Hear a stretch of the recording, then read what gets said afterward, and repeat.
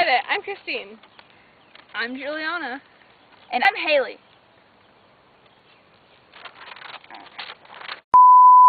Hi there, I'm Christine. I'm Haley. And I'm Juliana. And welcome to the world premiere of Physics is a Blast!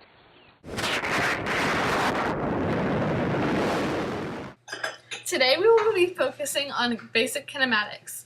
Kinematics is the study of motion, without reference to the forces that cause the motion. In other words, stop moving for dummies.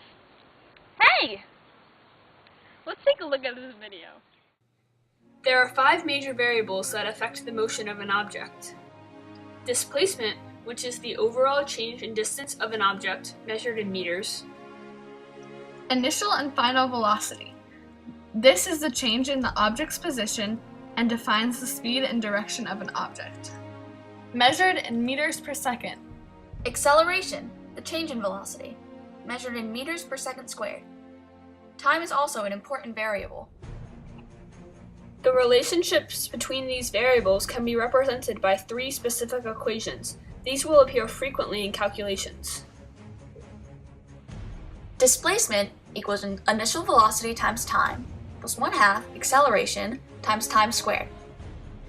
Final velocity squared equals initial velocity squared, plus 2 times acceleration times displacement.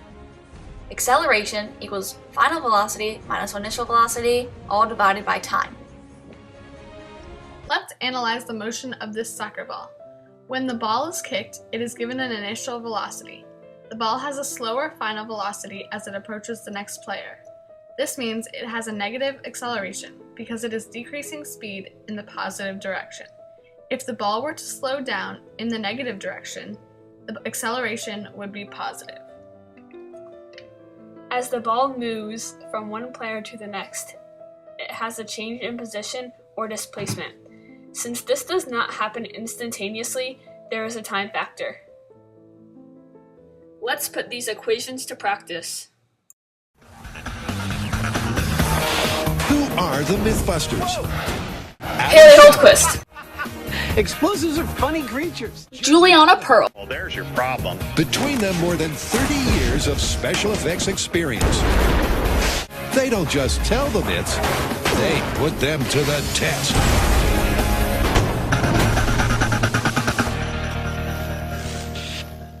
This company claims that the Super Ball can bounce 80 feet in the air. We're here to prove, or disprove, that statement.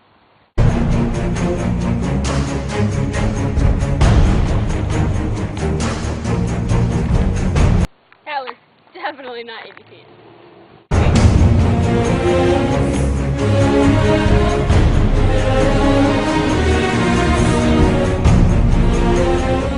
So how high did the ball bounce?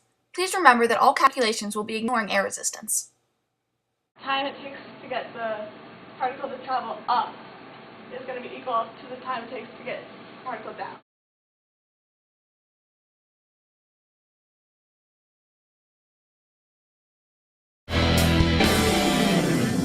Fear Factor's back. The stunts you're about to see were all designed and supervised by trained professionals. They are extremely dangerous and should be attempted by anyone, anywhere, anytime. It all began 10 years ago at the dawn of reality television. 3 stunts, 1 winner. Fear Factor. Fear Factor's back and crazier than ever.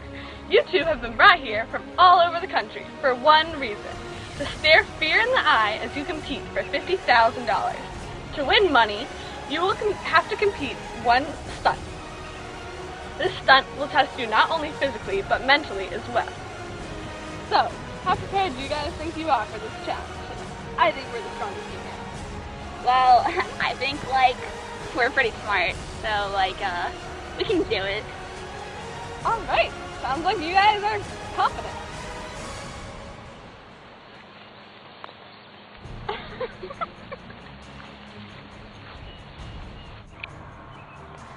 Today's stunt will challenge both team members' guts, as Juliana must shoot an arrow through a tennis ball on top of Haley's head.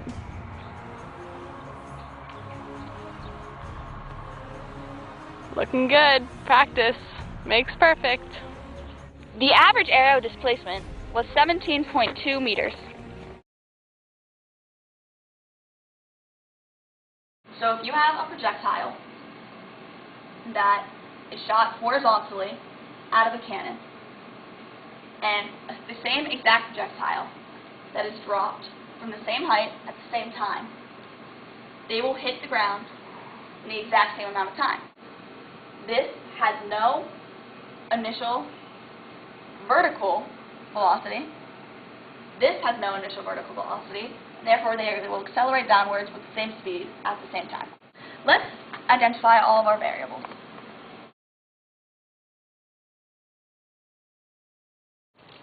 So to solve for time, we're going to use the equation d equals VIT plus 1/2 AT squared. We will be using this with vertical components. Plug that into your calculator, you get t equals 0.536 seconds. We will again be using the distance equation. The answer is 32.009 meters per second. Therefore, if the arrow had missed and had actually hit Haley in the head, it would have entered her skull at a speed of 32.09 meters per second.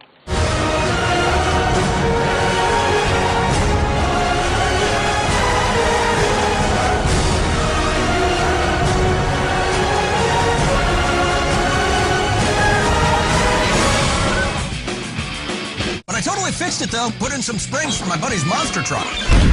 Oh, goodness. That was one monster flipper. I didn't know the thing was gonna hit me. Come on, I'm sure you get hit on all the time. Oh. Non-Olympic contestants, pinball's a tricky game, especially when you're the ball.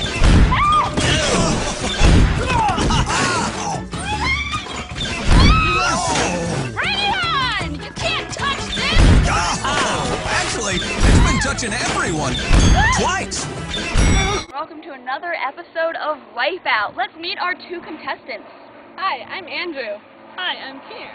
Nice to meet you, Andrew, Keener. So for today's challenge, you all will have to run around the tree obstacle course, hop over many rockets, and eventually fire your own rocket into the sky. First person to send off the rocket wins the $50,000 prize. Oh, it's gonna be me. It's gonna be me. I don't think so.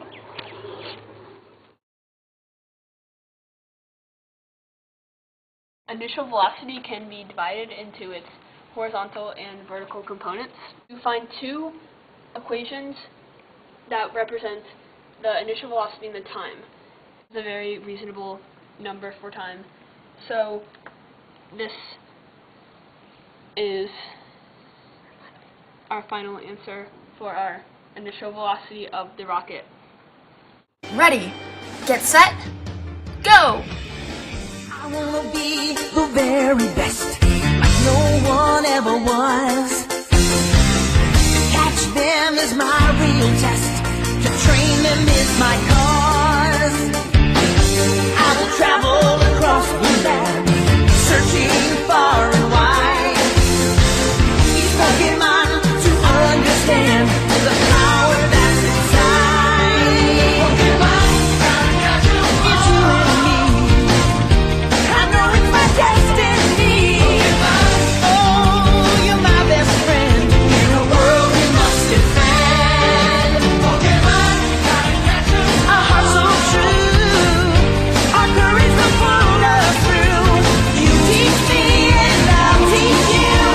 Pokemon, gotta catch 'em all. Gotta catch 'em all. Yeah.